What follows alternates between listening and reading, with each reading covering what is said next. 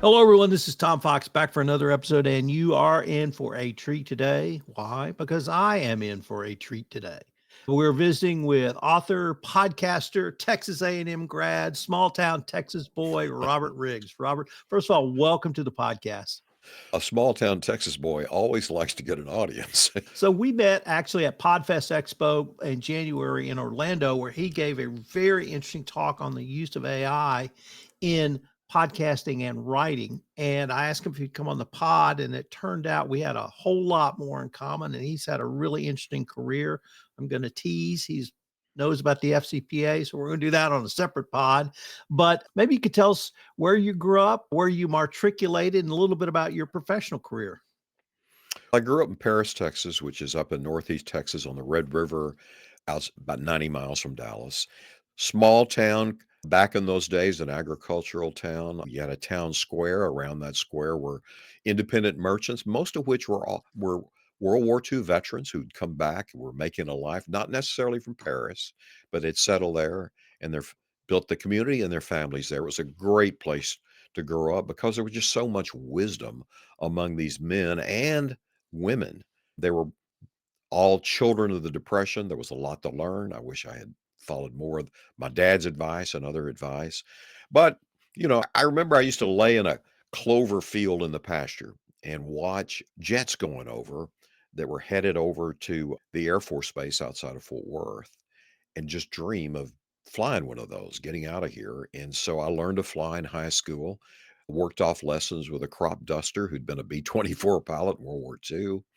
And that was my dream. And it started as a young child. I kept poster boards in my room of airplane pictures. I built model airplanes hanging from my ceiling everywhere. That was the dream. And I got an appointment to the Air Force Academy, and you had to go to your nearest Air Force base for a flight physical. And I found out I needed glasses, didn't know it, and that was it. That didn't happen.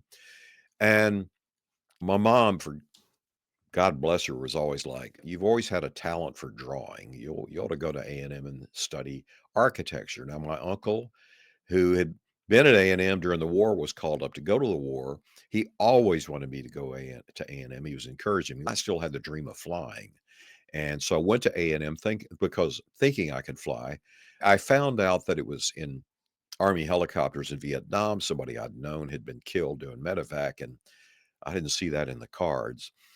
So I ended up majoring in architecture and construction at A&M, how to build things, and it was great. It was a great creative endeavor. You really learn the creative process, but moreover, you learn how to work with people. Everything was done in teams, and you had to take criticism because you would have architects or contractors come in and live review your work, and you had to stand up and defend it and take the hits. And that was the best training for life that I ever got. I kind of found my way at A&M. I really didn't do extracurricular stuff in high school because I was always working after school. I started working young. But there I ran for the student senate, got elected to the student senate. I was a chairman of a committee at the Memorial Student Center, which is the big focus of student activities there. They always say that in my day that at A&M you got that other education for how to work with people, get along with people, and carry it into your life.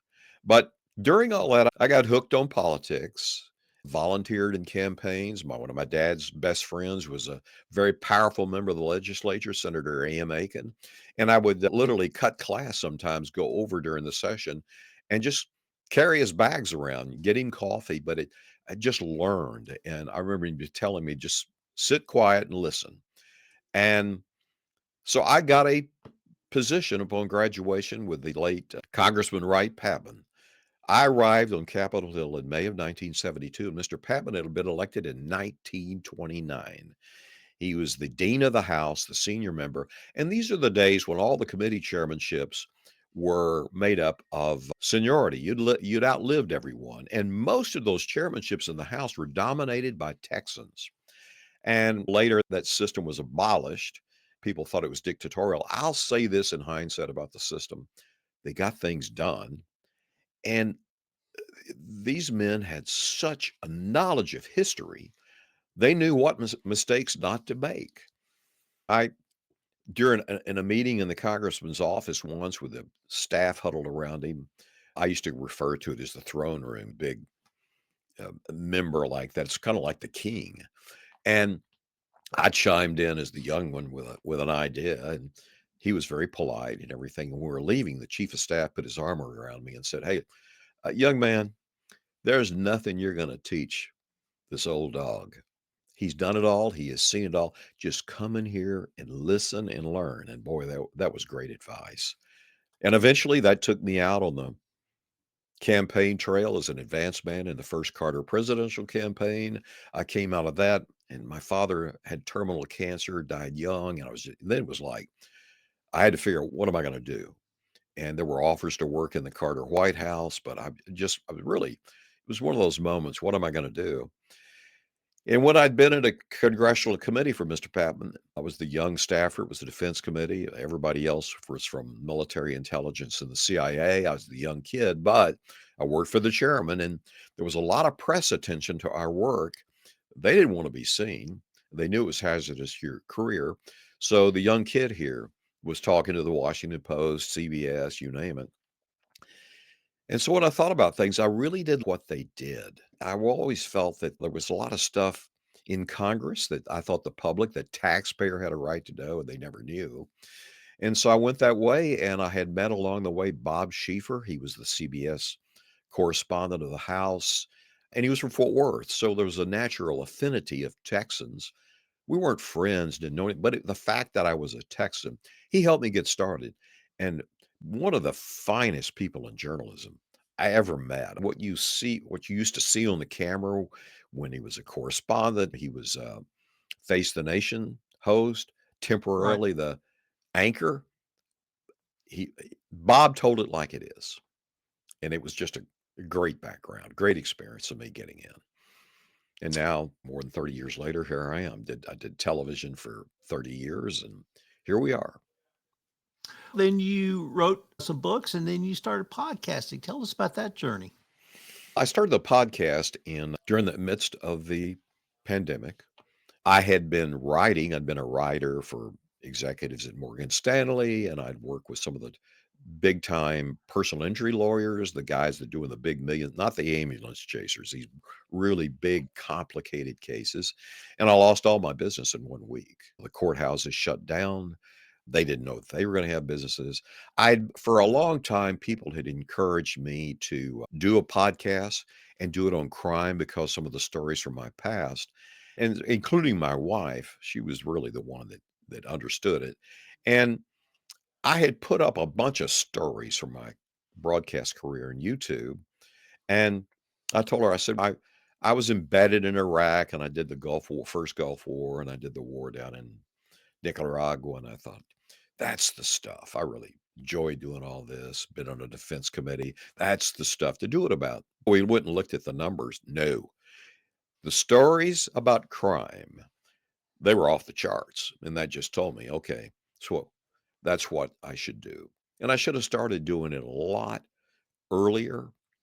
And I'd grown to the point where I was kind of tired of being creative for clients that at the end of the day, you wonder, do they really appreciate all of this and what you're putting into it?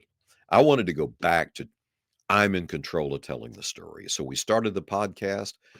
I started with a story from my reporter's notebook from, gosh, back in 1991, 92, when I first came to Texas. I had left Washington, D.C., was covering the White House and the Congress, Pentagon. I was burned out, tired. We were starting a family. Our family was here. We wanted to get back to family. So I ended up at the legislature in Austin, but it immediately uncovered a parole selling scheme. And so I went back to that story to really flesh it out more because now investigators, they were retired, they could talk, there were more records to get. And it's about a serial killer, probably the most notorious in the history of Texas. A lot of people have never heard of, named Kenneth Allen McDuff. Worse than Ted Bundy.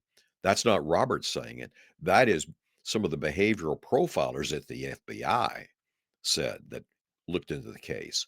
Start off as a podcast, immediately won a Webby Award for it, and then spun it into a 5-part television series for Fox Nation Media, and they won a lot of awards, and so we've been going ever since. There was a lot of interest, a lot of people coming to me that wanted more TV shows. It was a hit at Fox, but and we started work that we really put a lot of our focus in that, sizzle reel, spent a lot of money, and then the 2 strikes hit Hollywood, and it hadn't been the same. Things really changed, budgets cut, what have you, and so I really had to pivot back to, we've gotta really get all in on the podcast, we gotta figure out a way for the podcast to make money, grow the audience, and that's what we're doing today.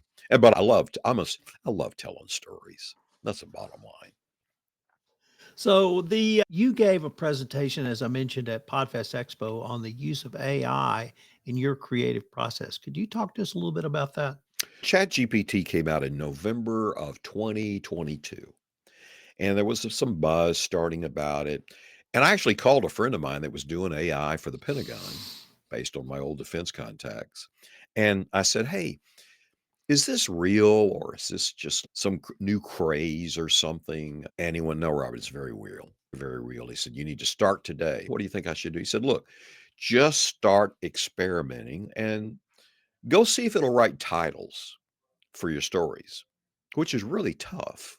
Can really take a God, I remember spending 3 hours at a time trying to come up with the right title, the keywords, everything else. I was astonished, astonished. And so really began learning, devouring everything I could learn about AI just to stay up. And I've really ChatGPT and another one called Claude that's part of Anthropic. Those are 2 powerful platforms. And I literally began teaching them to write and think like I do. And I began feeding my stories, my past stories, how I write. And I've developed long prompts describing how I write.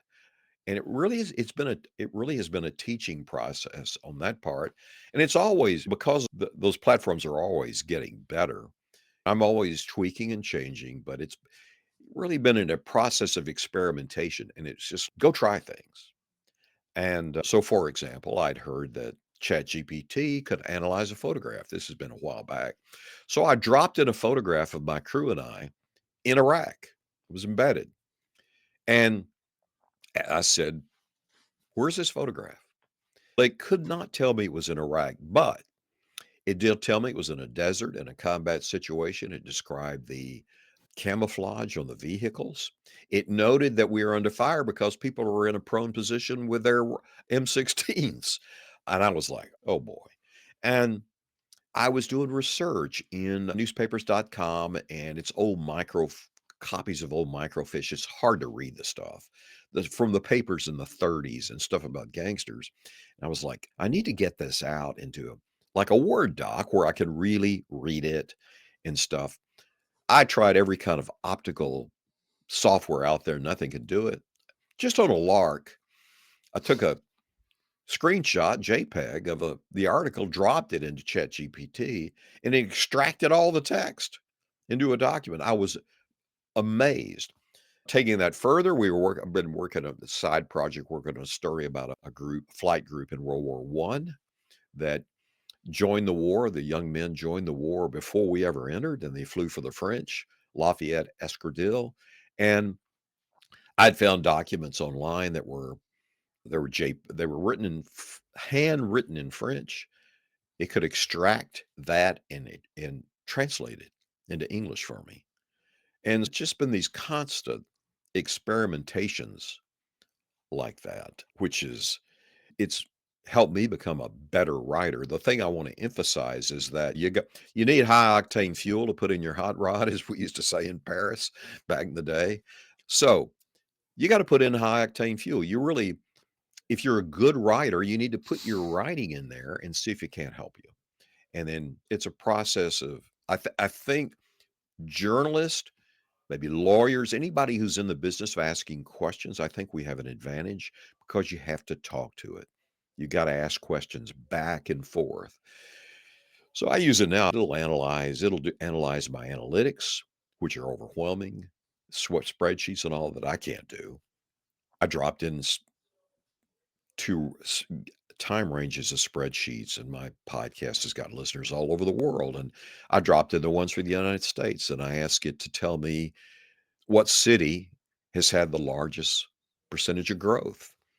And it identified Reno, Nevada, and then Las Vegas. And then it said, unprompted, Robert, you might want to put some more marketing resources there. Something's going on.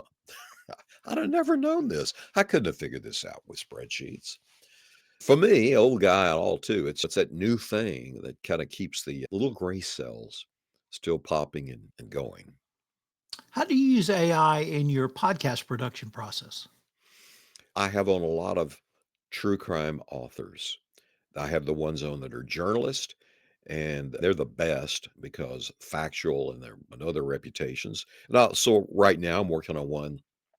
Got a two-parter starting tomorrow called Mafia Spies by a terrific investigative reporter, my vintage, who has really done the deepest dive story ever into how in the late 50s, the CIA recruited the mafia to try to kill Castro. And a lot of it is in the JFK files that have been released in the past and the recently released files. But he's got a book about it. It's a long book. It's a tome, which I didn't have time to read, but I now have a prompt that will summarize every chapter and the high points for me and give me about 600 words per chapter. So I've now got a basis for my interview. So it starts there. And it just helps me lead the interview. I've now got it going. So I will then, I've got my interview, I'll write my podcast off of that. But along the way, paragraph by paragraph, I get AI to help me. I may have, I may have some sort of metaphor and I just can't get it out, but I'll tell it what I'm trying to achieve. And it really helps, but it's a back and forth thing of getting there, but I'm certainly more productive and more efficient doing it, and so I will come out with a transcript for the podcast that is an interview style, and one of the things I do, and this is, again, just another way to try to grow the podcast, I've been giving away a newspaper style story to weeklies that are desperate for content, they can't afford it, and I'll give them an 800 to 1,000 word story, newspaper style. And I've taught it how I write for newspapers.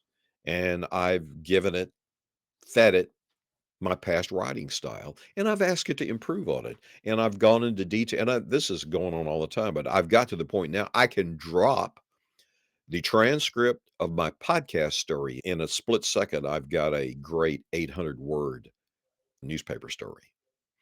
Now, I proof it, because AI will do a thing called hallucinating, where sometimes it makes up things. And I've even got specificity in there to restrict it from doing that, but I will still catch it sometimes doing it. And I will ask it, why did you have this in the story? And it literally has said to me, Robert, I wanted to give the story a little more oomph. Wow. You begin to think you're talking to a person. But you gotta, you can't just blindly trust it. So then I'll take that transcript of the podcast and I start then asking it for titles. But then I've got a prompt to describe what I'm looking for in titles. And it's got a list of 100 top ranked true crime keywords, and I want to utilize those. And so it then goes through the script and then begins pumping them out, and they're really good. And so I'll get 25 to choose from. Oftentimes I add a little something to them, and I'll even go back and say, "What do you think about what I did?" Then it does all my social media posts. I hate dealing with social media, and so it does an incredible job of social media for me, and I use a tool that I can schedule. It's a scheduling tool, makes it really easy because 'cause I'd rather be writing, and I'd rather be talking to people like you or retired FBI agents or marshals about getting their stories than doing that. But all through the writing process, it does this for me. I'll tell you what I've been trying to do. I've been trying to see if I can get it to take the raw interview transcript and turn it into the podcast. And I've tried a number of things, but we haven't been able to get there with that. It's just not that capable. But I've seen it get better and better. The its ability to create images was very primitive back two or more years ago, and I can show you examples. And now ChatGPT has introduced a new image maker called Sora that it comes out as a photograph. So I ask it for uh, s- something I've been working on for a photographic quality of Bonnie Parker of Bonnie and Clyde with her smoking a cigar, holding a Thompson submachine gun. There's a kind of a version of that picture out there, but Right. we've got all kinds of rights issues that I'm not going to use somebody that's got their photograph that's got rights, and I can't afford to pay for them. But I get a version, and then I can put a disclaimer. It's an AI conception, but it's amazing. It's her. So I'll tell you, Tom, we're really rapidly reaching the point of how are you going to know if this is real or not? And I really believe, though, we're all going to have to get out in public and prove who we are. And there's a part of this that's been the part that alarms me. I can think like criminals, and oh boy, it has started and it's coming. It is in the online scams and everything else. Oh, it is coming. And I don't think people or the country is ready for what's coming at them. Does law enforcement know this is coming? I don't think I don't think they know the scale of it, because heck, they're still trying to figure out some of this. I'm in an FBI group called InfraGard. It was set up after 9/11, and it's a partnership between private sector and the FBI to help protect critical infrastructure. And I actually got solicited because I'd done a bunch of stories in the past that involved the FBI, and I had a good relationship. And but anybody in a corporation go join. Now they're going to do a background check on you, and there's certain security requirements of stuff not to disclose. But I've now submitted. They're setting up an AI group. Uh, but I'm telling you, that horse is out of the barn. And people like Meta, they're doing open source where anybody can then turn it to any devious thing they want to do with it. And it's already happening. And I'll give you an example. Online scams, or one of the big things is the text messages now.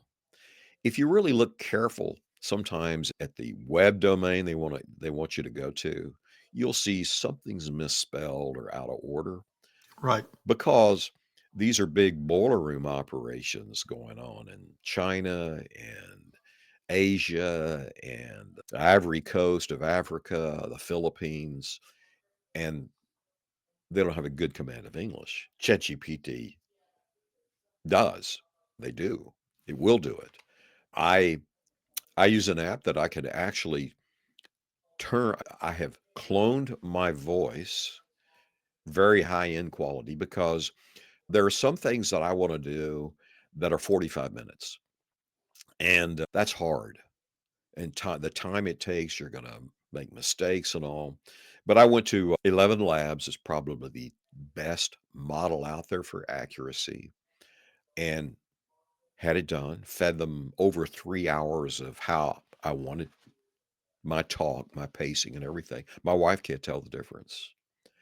I can tell the difference, but my wife can't. My friends can't. And if I have something that's just me, I'll use it in there. And I'm telling you, people cannot tell the difference. Now, in other podcast interviewing people that won't work there, I record all of those. And I can hear the difference. There was a sportscaster used this for the Olympics. Oh gosh, I'm going blank, famous football.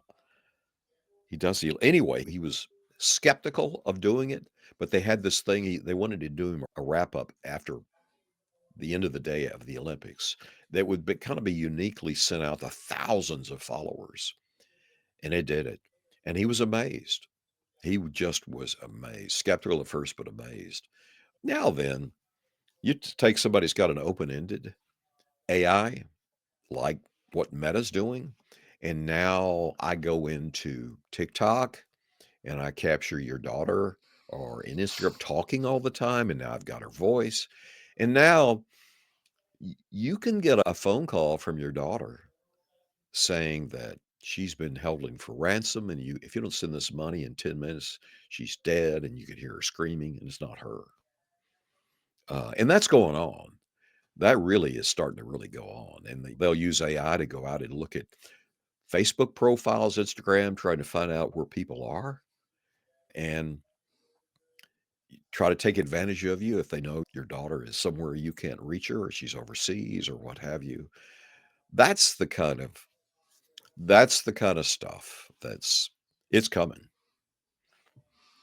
So what's on for Robert Riggs down the road?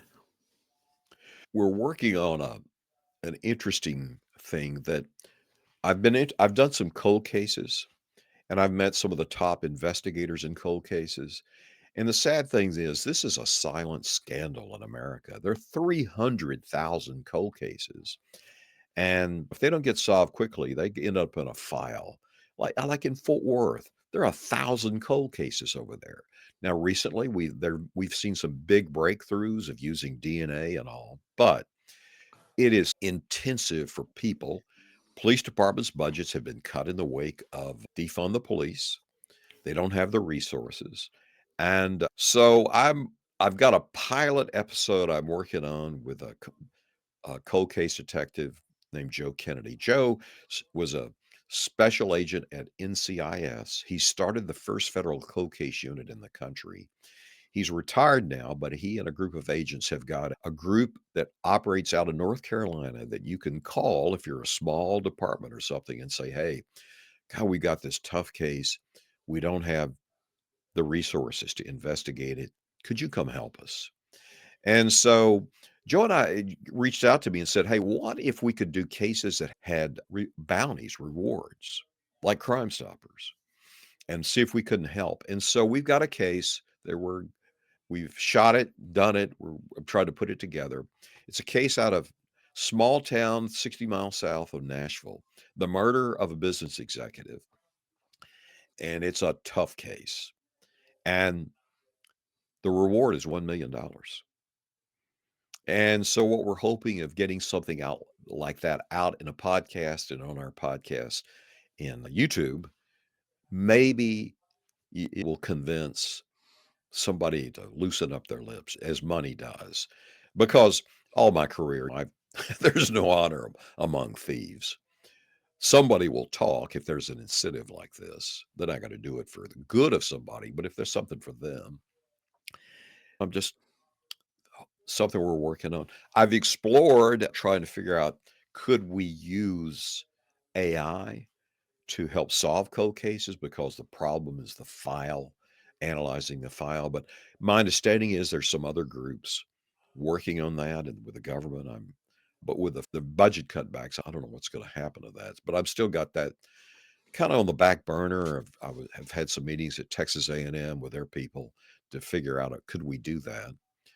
So that's sort of at the moment, you know, the hottest thing. I have a lot of listeners that like my voice, and they're always asking me, could you record something to help me relax and go to sleep at night? So we're thinking about that. I've got a bunch of interesting stuff that's the copyright is expired on. It's pre-1929, and that we're thinking about doing as well. But yeah, if we don't go into a recession with all these threatened tariffs, I'll be great. Robert, unfortunately, we are near the end of our time for this episode. But before we leave, I wanted to ask you if our listeners wanted more information about you, more information about any of your pods, what would be the best place or places for them to go? If they just search, Google or what search engine they use, True Crime Reporter, I'll come up at the top of the page. You can you can go to listen to the podcast, subscribe to the podcast. You can buy our book, Texas Crime Stories. It's a 15-chapter anthology of pretty sensational crimes in Texas, all types of things that I've covered. You can get the audiobook there. One of the things we've started is a newsletter called Stories to Keep You Safe.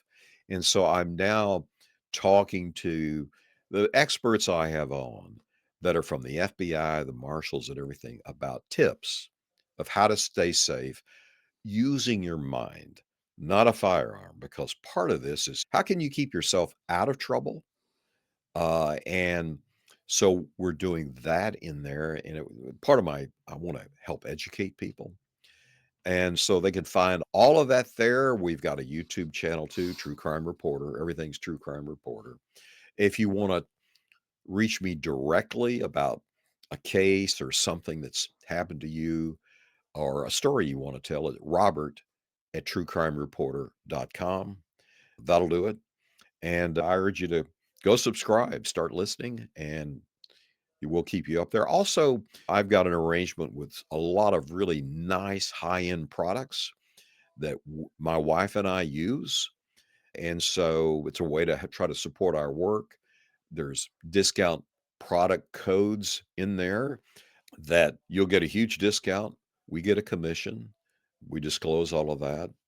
And so we've got, for instance, Eric Javits hats that Melania wore one at the inauguration, but our interest is that Brenda Lee and the star of the closer, she wears one. My wife wears it. And so ones we have a relationship with, there's one in there called Cozy Earth for bedding and loungewear that's been Oprah's favorite since 2018. I've got a connection to Oprah. We got our Peabody Awards together at a luncheon years ago and got to know her, and then you'll see us together in there. So it's all stuff we're using it, got to somehow have a relationship that we know is good. So that's all there, True Crime Reporter. And love to hear your stories, love to hear your feedback. For the new subscribers to our newsletter, I even have a thing there. You can schedule a Zoom call with me just for us to get to know each other. I want to kind of hear what your interests are, what kind of stories you want us to cover, how'd you find us, that sort of thing. Robert, unfortunately, we are near the end of our time for this episode, but I wanted to thank you again. This has been an absolutely delightful podcast, and I hope we can continue this conversation. I'd love to, and as Tom, you've seen, I love to talk. Compliance Podcast Network. Start your mornings with daily compliance news, quick, sharp updates on the top compliance and ethics stories in under 5 minutes every morning in Compliance Podcast Network. Because compliance never sleeps. Need practical advice fast? Check out Compliance Tip of the Day. One actionable idea to level up your program. Short and sweet. Every day on Compliance Podcast Network. Got 10 minutes? We've got the week's top 10 stories. 10 for 10 brings you the big compliance headlines. Fast, fun, and focused. Every Saturday on Compliance Podcast Network. And don't miss the Sunday Book Review, where compliance meets culture through must-read books and big ideas every Sunday in Compliance Podcast Network. Whether you're in the office, on a walk, or commuting, stay smart, stay ethical, stay tuned. Only on the Compliance Podcast Network, available wherever you listen to podcasts.